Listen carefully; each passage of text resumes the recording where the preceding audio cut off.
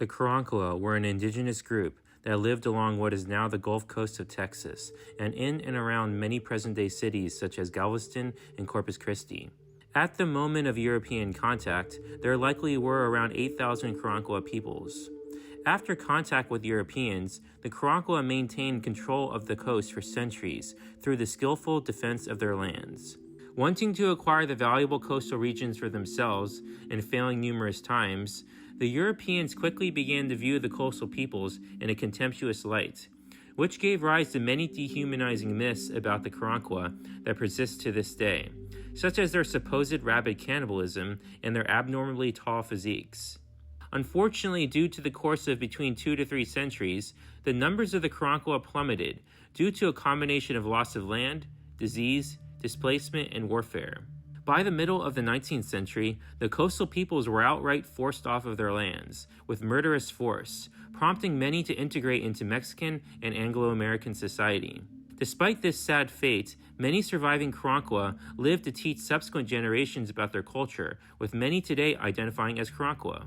In the 21st century, many of these people got together and began efforts to bring back the Karankawa language, protect burial sites, and develop educational programs to counter official Texas histories taught in school.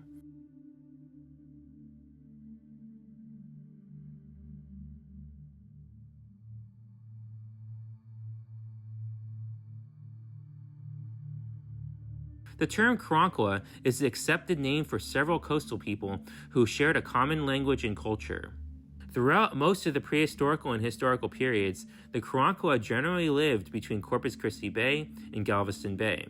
They regularly migrated between the mainland and the barrier islands in the Gulf. Based on archaeological evidence found of the Karankawa in the form of Rockport pottery, it has been determined that the Karankawa territory extended as far inland as 25 miles. Rockport pottery is wholly unique to the Karankawa people, as it contains a substance called asphaltum in its construction that originates from the waters of the Gulf of Mexico. The Karankawa used many tools such as knives, scrapers, and hammers made of stone, and flat spoon-like instruments made of wood. The Karankawa traveled in wooden canoes, called dugouts, that were not able to travel on the oceans, but were well suited for travel on shallow waters between the barrier islands and the mainland. The boat was created by hauling out a trunk of a large tree. They were large enough to carry an entire family, along with their household belongings. Longbows that were made out of cane were extensively used by them. Most of the time, a barter system was used during trade, but sometimes shells would be traded for prized goods such as the longbow. The Karankawa were regularly on the move. In the fall and winter, they lived mainly off of sea creatures from lagoons and bays along the coast, such as oysters, scalps, catfish, and turtles. During the spring and summer, they hunted in the inland regions, living off of deer, bird eggs, and birds, and have been described as wearing deerskin breechcloths or nothing at all. The Karankawa lived in portable wigwams that were large enough to house 7 or 8 people. Typically, the Karankawa traveled in small bands of around 50 individuals, led by a chief, during most of the year. During the wintertime, these bands would gather into groups of around 500. A smoke signal system facilitated the gathering together of these bands of hunter-gatherers. At their large gatherings, the Karankawa would dance and consume intoxicating drinks made from parched leaves and berries of the yaupon, which is a small tree native to the South Texas region. This drink may have only been consumed by the Karankawa men. Competitive games were often held to sharpen weapon skills and physical fitness. Wrestling was a popular means of sharpening these skills. According to historians such as Jack Davis, false stories of Karankawa engaging in rampant cannibalism were perpetuated by those eager for sensational tales of the New World. Additionally, due to the Karankawa's centuries of successful resistance to European colonization before their disintegration as a distinct tribal group in the 1800s, many Europeans wrote about them in a fearful and ultimately dehumanizing light, as a way to further perpetuate their destruction. The Spanish and French explained away their failures at conquering the Karankawa by characterizing them as demons. These writings gave rise to the myth that the Karankawa were towering giants, standing over 7 feet tall. However, modern archaeology has proved this to be false. Though the Karankawa were taller than the average European, their average height was only about 5 feet 8 inches. In the minds of European colonizers, the Karankawa were savage cannibals, whom regularly feasted on human flesh, and thus deserved their fate as a tribe, erased from history through extermination. However, the historical truth was actually much more nuanced. Instead, the Karankawa only practiced cannibalism very briefly and on a very limited scale, and for such purposes of dishonoring an enemy and absorbing their power. There is only one first-hand account of Karankawa engaging in cannibalism coming from John Baptiste Talon, who in 1688 was abducted and adopted into the tribe after the Karankawa attacked Fort St. Louis, located in what is today present-day Victoria County. Eventually, the boy found his way into Spanish naval service before being captured by the French, who documented his experiences, which included an account of the Karankawa eating the flesh of their vicious enemies. However, after this account, there is not a single known first-hand account of the Karankawa engaging in cannibalism after the 1600s.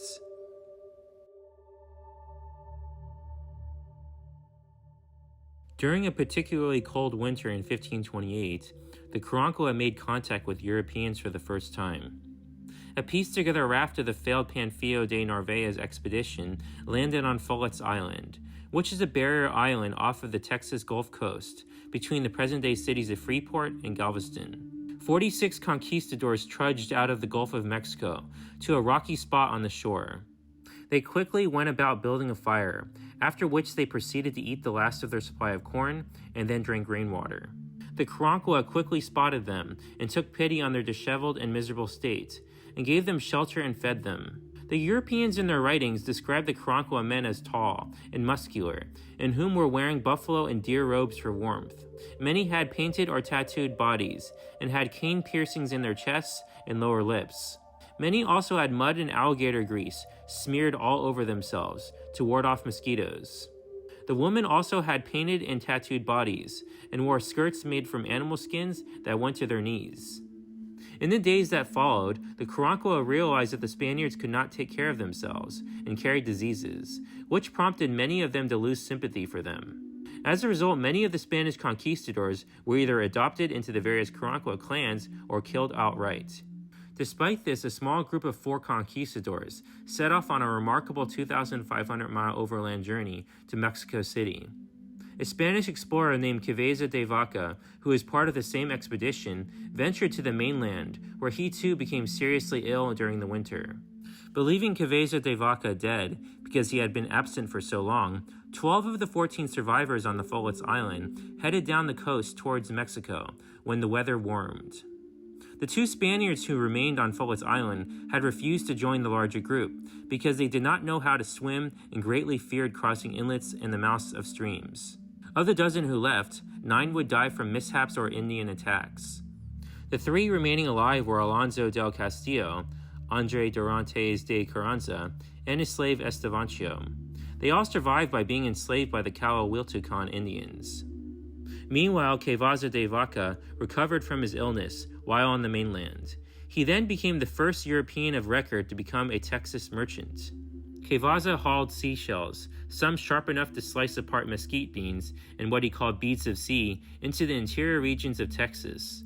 He traded these wares for bison skins and red ochre, much prized by the coastal natives for their body decorations. He plied this trade for just fewer than 4 years, returning to Follett's Island each winter. During one stretch of time he chose not to travel, because he refused to abandon the 2 Spaniards who remained there. During his life as a merchant, Cabeza de Vaca also received food in exchange for his treatment of sick and injured Indians. His aid at the insistence of the Indians involved blowing his breath on afflicted parts of bodies and touching them. He also added a Catholic touch to his aid by reciting prayers and crossing himself, during which he requested that God heal the sick and injured. He reported that in almost every instance, those receiving his treatments felt better. When he refused to doctor an Indian because he thought his assistance was quackery, the Indians took away his food until he did their bidding. By 1532, one of the Spaniards on Follett's Island had died. Cabeza de Vaca finally convinced his lone surviving countryman, Lope de Oviedo, to accompany him down the coast toward Mexico by promising to take the man on his back when they had to cross inlets or streams. Their journey went well until the 2 men came across Matagorda Bay. There they encountered an Indian tribe, which Cabeza de Vaca called the Cavinis, who threatened to kill them by placing arrows over their hearts. This was too much for the faint-hearted Oviedo, who turned back in the company of some Indian woman and disappeared from history. At that very time, the Cavinis told Cabeza de Vaca astonishing news.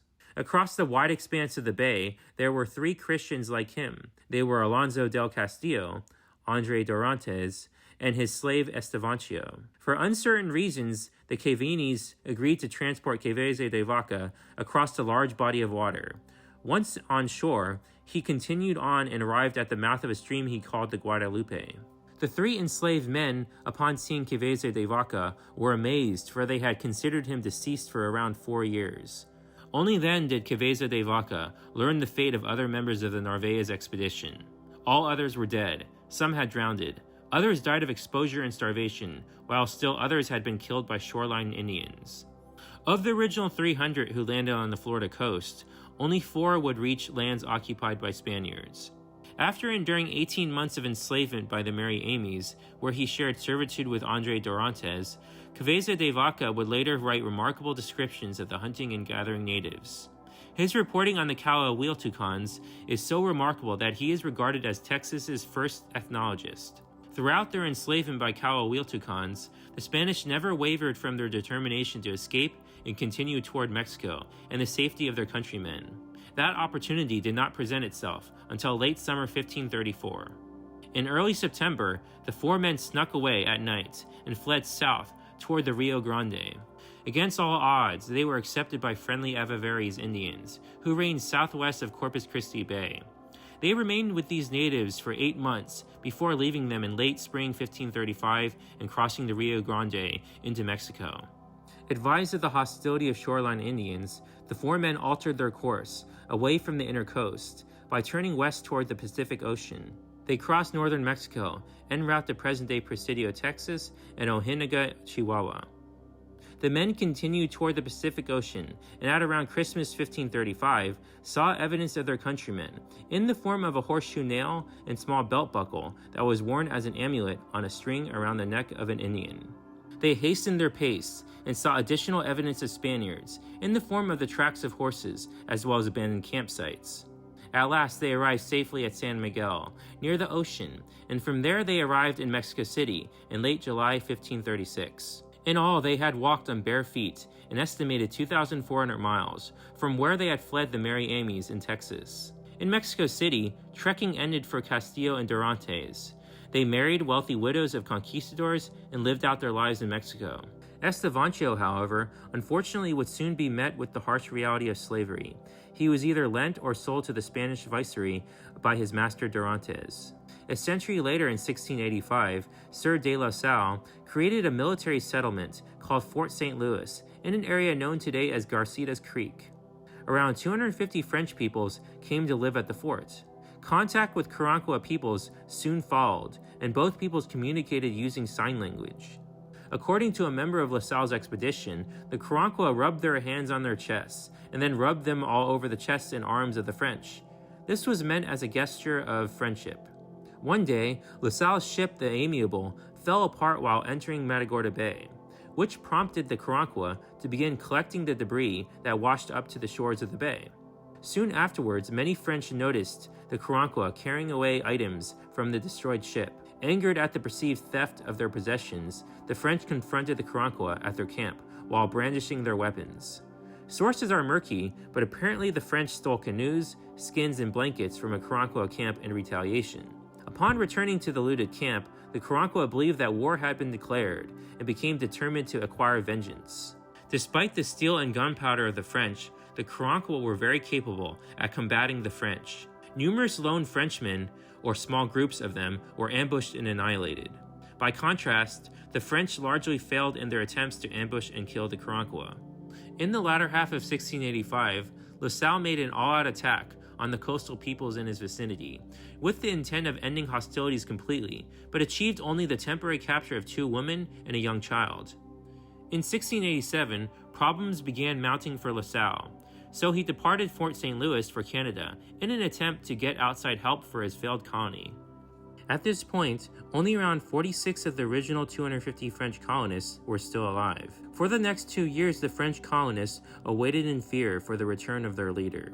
Further compounding their anxiety was the outbreak of smallpox among them, which quickly spread to the Karankawa. Unfortunately for these colonists, La Salle never returned, as unbeknownst to them, his own men had murdered him among the woods of North Texas.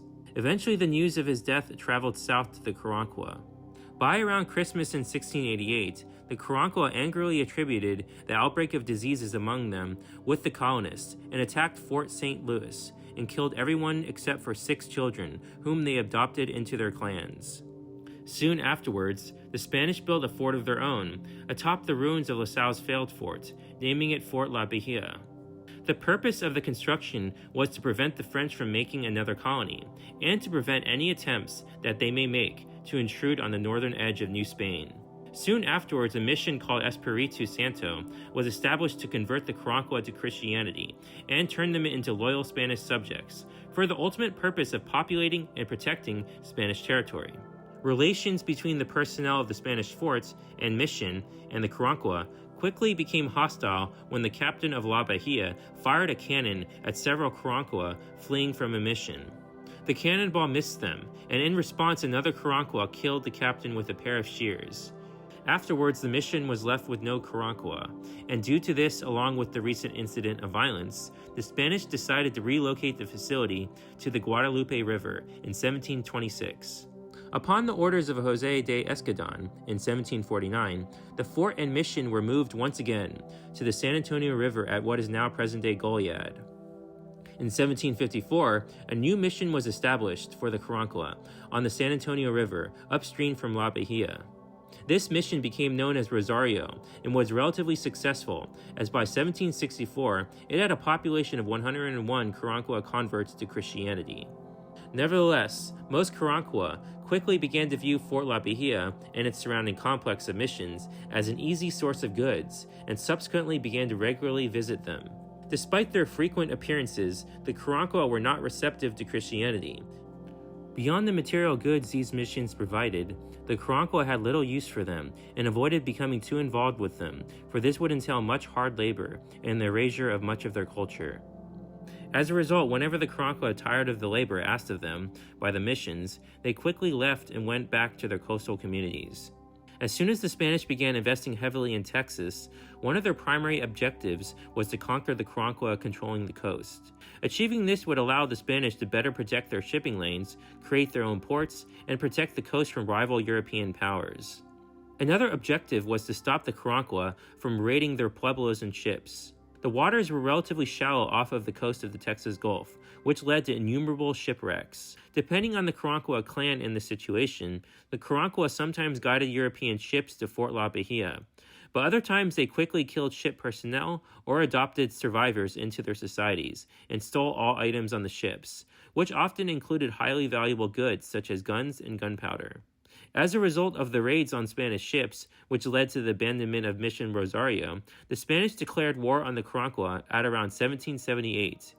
Another factor that also led to war was an incident in 1779, when the Karankawa chief Joseph Maria assaulted the Andre expedition, which led to the liberation of around 10 Karankawa families from Mission Rosario.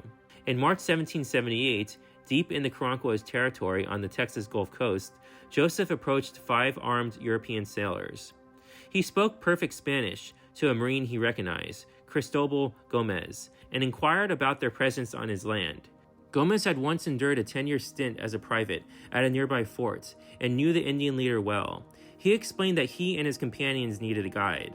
Their ship had run dangerously low on provisions, and they meant to travel to La Bahia to resupply. Gomez had no knowledge that the Spaniards had imprisoned Joseph Maria mere days earlier. Joseph had escaped and sought vengeance. For 3 days, cannons on Captain Andre's vessel bellowed as a beacon for Gomez and the 4 other missing sailors, but the men remained unresponsive. 2 Karankawa brothers, however, appeared on the shore and approached the ship in a dugout canoe. When Andre called out to the duo, one of the Indians answered back in fluent Spanish. He said that Carzola, the commander of La Bahia, had tasked them with aiding any endangered vessels on the coast. A relieved Andre welcomed the pair aboard. Both Indians quickly endeared themselves to the crew by distributing fresh meat.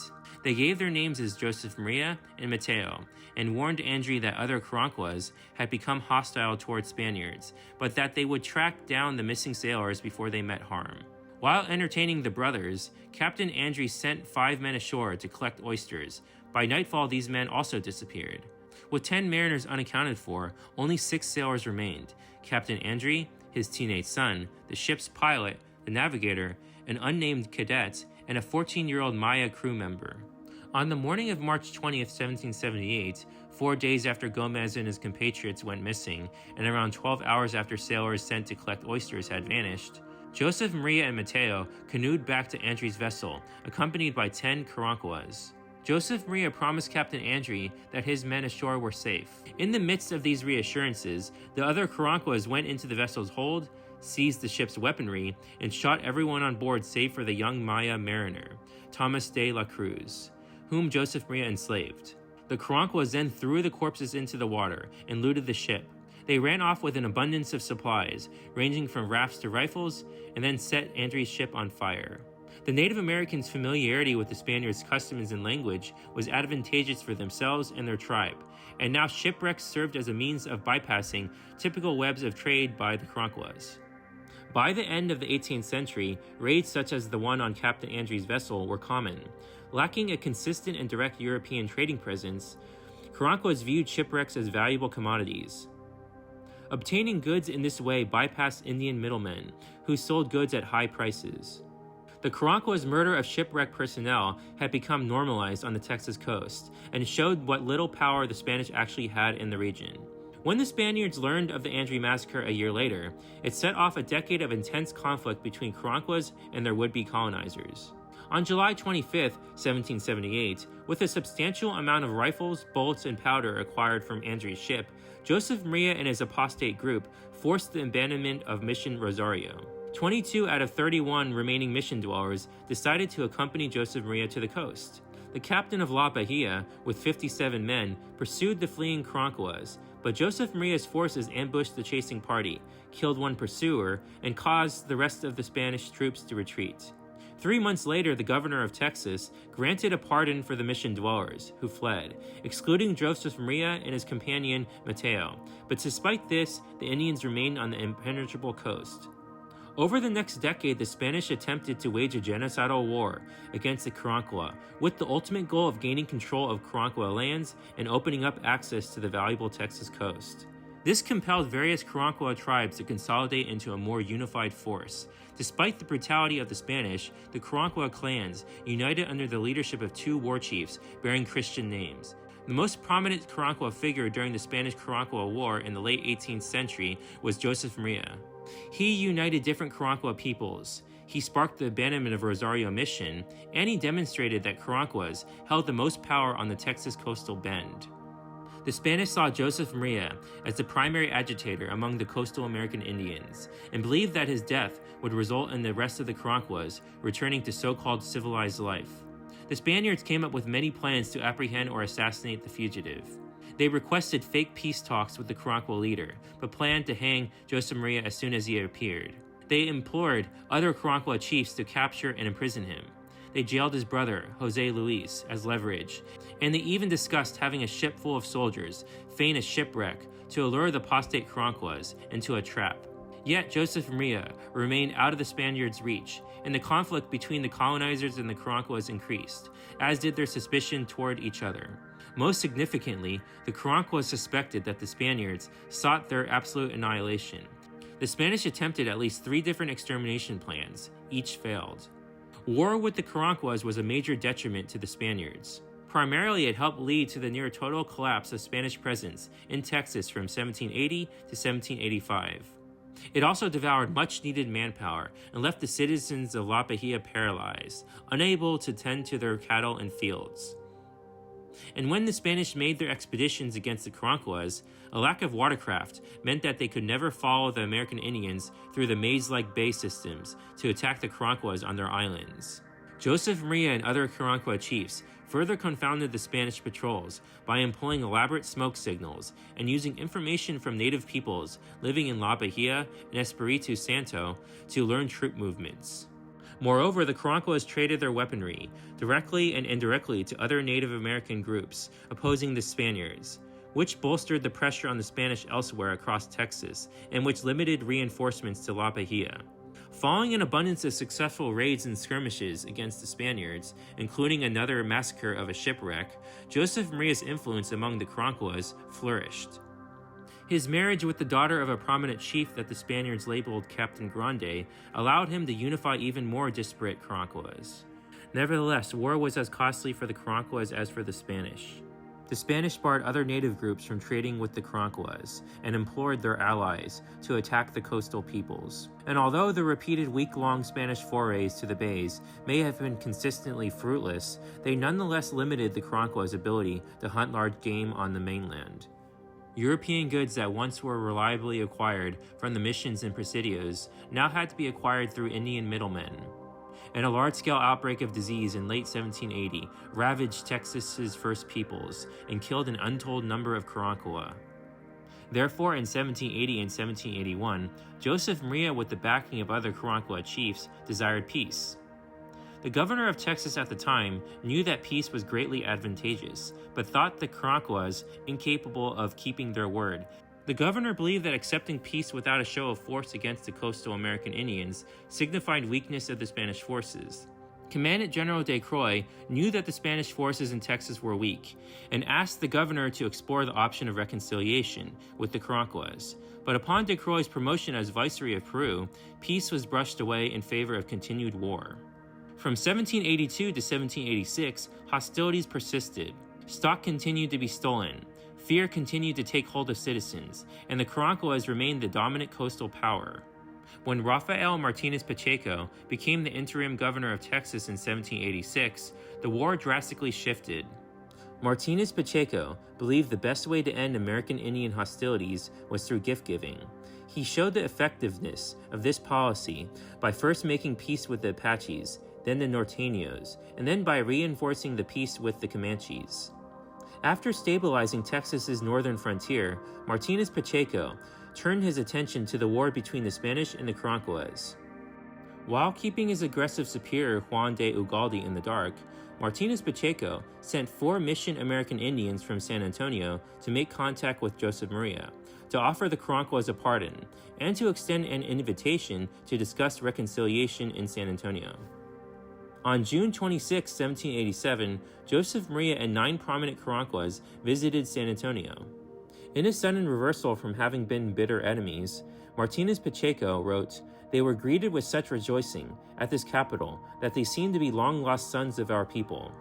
After being laden with gifts by Martinez, Joseph Maria made his own demonstrations of goodwill by giving speeches in Spanish, by confessing to the parish priest, and then by taking communion. In the 14-day-long discussions with the Spanish governor, Joseph Maria and the other Karankawa chiefs intended to end Spanish sorties, to regain access to Spanish missions, and to open up trade opportunities with the Spanish. Martinez Pacheco agreed on all 3 counts, and in exchange, he wanted the Karankawas to relocate from the coast to the mainland. Joseph Maria gave a fake agreement, only fully complying with having a royal engineer named Anglo American accompany the peace party back to Karankawa's territory, with 12 Spanish soldiers to map their bays. That the Spaniards still needed accurate maps of the Karankawas' lands after more than 100 years in Texas is further testament to the Karankawas' control of the coast. By late July 1787, Anglo American's mapping expedition on the Gulf Coast had gone according to plan. This changed when Joseph Maria ordered his wife to accompany him back to San Antonio for the second round of peace talks with Martinez Pacheco. She refused, and Joseph Maria then became angry. The Karankawas then became angry at Joseph Maria. With arguments escalating, the commanding officer of the Spanish soldiers, Pedro Perez, stepped in with his troops to calm the situation. An intoxicated Karankawa named Chepito walked behind Pedro Perez and shot and killed him. A skirmish between the Karankawas and Spanish ensued, resulting in 2 Karankawa deaths, and the Spaniards fleeing to La Bahia. The death of Pedro Perez reignited the Spanish-Karankawan War.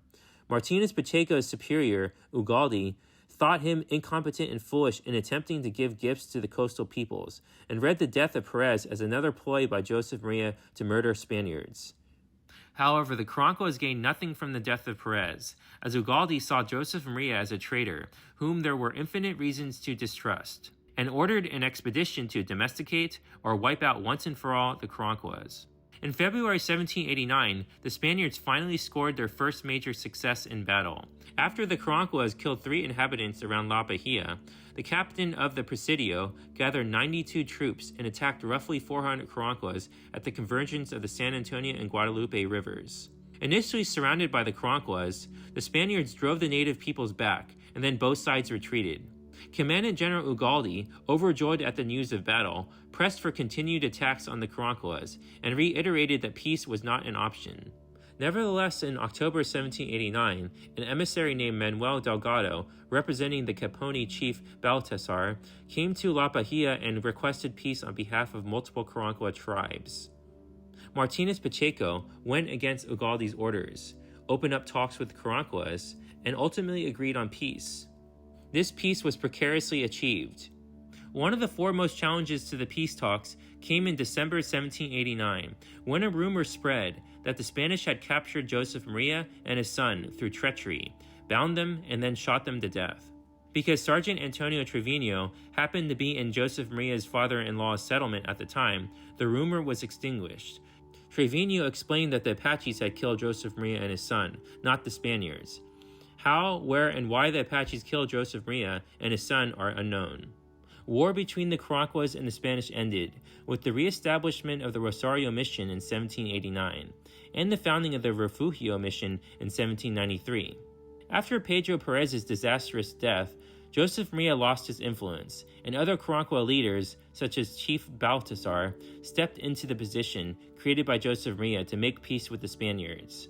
Eventually, peace was established, but it was short-lived, as by the early part of the 1800s, when Anglo and other Euro Americans began arriving in Texas in large numbers, conflicts arose anew. The Karankawa by the early 1800s were markedly weaker compared to the moment they first made contact with Europeans in the 16th century. Nearly 2.5 centuries of weathering European diseases, defending against pressures from other indigenous groups, and dealing with constantly changing environments had taken their collective toll. These pressures made the Karankawa territory highly porous and vulnerable to intrusion.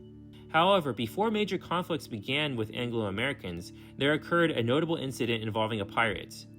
In 1819, there was a confrontation with John Lafitte's pirate colony on Galveston Island. Lafitte's men kidnapped a Karankawa woman, which compelled the Karankawa to respond with a group of 300 warriors, whom then attacked the pirate compound. Lafitte's force of 200 men, armed with 2 cannons, inflicted heavy losses on the Karankawa warriors, forcing them into a retreat. In 1821, Mexico won independence from Spain, and in an attempt to populate their northern territories acquired from the Spanish Empire, encouraged Anglo American settlement of the areas. Between the 1820s and 1830s, over 30,000 Anglo and Euro Americans settled in and around Karankawa lands, putting immense pressure on the Karankawa, whom by this time only numbered around 500 people. In contrast to the small and minimal presence of Spanish and Mexican towns, whose residents rarely ventured outside the urban boundaries, the Americans frequently settled in the middle of Karankawa lands and violently defended what they viewed as their property. Any Karankawa entering what was made out to be Anglo American property were viewed as intruders and were met with violence. Therefore, conflicts between these Anglo settlers and the Karankawa and other Indian tribes quickly broke out. Efforts by the Mexican authorities to protect the colonists by making peace with the Karankawa were unsuccessful. The Anglos, growing impatient, turned to the leadership of Empresario Stephen F. Austin, who considered genocide to be the only solution for conflicts with the Karankawa. In 1824, Austin encouraged Anglo settlers to kill Karankawa and helped organize expeditions to do so. The Karankawa sought the sanctuary of La Bahia, and as a result, a priest there negotiated a ceasefire between the Karankawa and the Anglos. The terms of the ceasefire required the Karankawa, which were led by Chief Antonito, to remain west of the Lavaca River. In 1827, this treaty was renewed by the Empresario Green de Witt and Karankawa chiefs Antonito and Delgado. Unfortunately for the Karankawa, their hunter-gatherer ways of life were increasingly at odds with the continual appearance of new Anglo settlers into Texas and coastal Texas in particular. Various small groups of Karankawa agreed to work and trade with individual settlers, such as Philip de Mitt, in exchange for protection from murderous Anglo settlers. As the Texas Revolution loomed, both Mexicans and Anglo-Texans expected the Karankawa and other Indian groups to remain neutral. However, the Karankawa were very fragmented at this point, with many different small groups owing loyalty to various individual settlers, whom in turn had their own unique loyalties. As a result, both the Mexican and Republic of Texas authorities viewed the Karankawa as enemies.